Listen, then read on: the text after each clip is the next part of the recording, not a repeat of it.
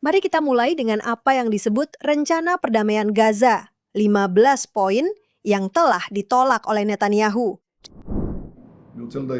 Israel menolak dokumen 15 poin tersebut. Militer Israel tidak akan melakukan penarikan apapun sampai Hamas dilucuti dari senjatanya. Dan ketika saya mengatakan pelucutan senjata Hamas, itu berarti senjata berat, senjata yang kurang berat, dan senjata ringan. Semua senjata. Dan kita berbicara tentang pelucutan yang nyata, bukan pelucutan palsu. Kami tidak akan pernah, sama sekali tidak akan pernah di Israel setuju untuk mundur ketika mereka belum dilucuti.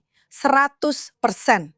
Dan ketika Anda melihat poin-poin pelucutan senjata, dikatakan bahwa Hamas, kelompok teroris itu, boleh tetap menyimpan senjata pribadi atau senjata pertahanan. Ya, seperti Kalashnikov. Apakah itu senjata pertahanan? Apakah kita menolak rencana ini karena urutannya? Dengan kata lain, oke, kalian melucuti senjata, lalu kami mundur. Yang menurut saya sangat masuk akal, karena kita bukan yang memulai perang ini, teman-teman. Dan poin kedua adalah, apakah kita sebenarnya melakukan beberapa hal secara diam-diam, tapi Netanyahu sepertinya membuat pernyataan bombastis, karena itu menguntungkan dia secara elektoral. Tidak ada pilihan untuk tidak melucuti senjata. Itu bukan pilihan.